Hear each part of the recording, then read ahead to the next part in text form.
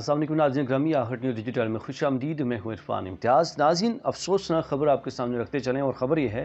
कि एयरबेस पर हमला किया गया है और एयरबेस पे हमले की बदौलत 5 अफराद अब तक की जो इतलात मौसूल हुई है हलाक हो चुके हुए हैं और जबकि 30 से ज़ायद अफराद ज़ख्मी हो चुके हुए हैं। और बताया जा रहा है जो हमलावर का हदफ था वो मिलिट्री एविएशन था और वहाँ पे उसकी जानब से ये धमाका किया गया है और हमला किया गया है, जिससे 5 अफराद जो हलाक हो चुके हैं और 30 से ज़्यादा ज़ख्मी हो चुके हुए हैं। 65 साला एनी शाहिद के मुताबिक खबर एजेंसी को इसने बताया और उनकी जानब से कहा गया है कि एयरबेस के करीब है ज़ोरदार धमाके की आवाज़ सुनी गई और जिसकी वजह से वहाँ पे मौजूद जो लोग थे वो बहुत ज़्यादा खौफजदा हो गए और खौफजदा होने के साथ काफ़ी सारी जो तादाद थी लोगों की वो ज़ख्मी भी हो गए और बेस के सामने जो घर थे घरों को भी नुकसान पहुँचा है। जो एनी शाहिदी ने 65 साला शख्स उसकी जानब से कहा गया है। नाज़रीन, ये वाक़या रुनमा हुआ कोलंबिया के शहर काली में, जहाँ पे एयरबेस के ऊपर जो है वो हमला किया गया और अब तक की इत्तलात के मुताबिक 5 अफराद हलाक जबकि 30 से ज़ख्मी हो चुके हुए हैं और ये खदशा ज़ाहिर किया जा रहा है कि मज़ीद भी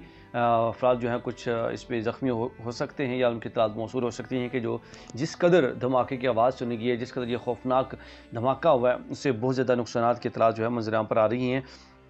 कहा यह जा रहा है कि जो मज़ीद धमाके के ख़तरे भी उससे आगाह किया जा रहा है। जो मुतलका गवर्नमेंट है, जो मुतलका गवर्नर हैं, उसकी जानब से ये पेशगो की गई है और ये उसकी वजह से अल्टीमेटम जारी किया गया है कि आप जो है वो एहतियात बरतें तमाम तर जो आवाम है उनके लिए। और बड़े ट्रकों का जो दाखिला है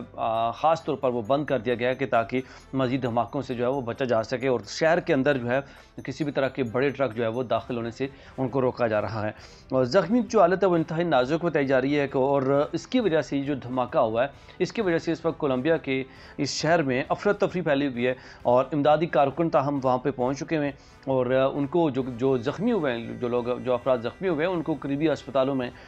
मुंतकिल किया जा रहा है। लेकिन अभी तक जो इतलात मौसूल हुए हैं हमले की जो वजह है वो मालूम नहीं हो सकी है कि क्या वजह हो सकी है, हमला कैसे हुआ, किसने किया, क्यों किया, ये तमाम तर जो चीज़ें हैं इस पर तहकीक की जा रही है। और लेकिन गवर्नर की जानब से ये कहा यह जा रहा है कि ये जो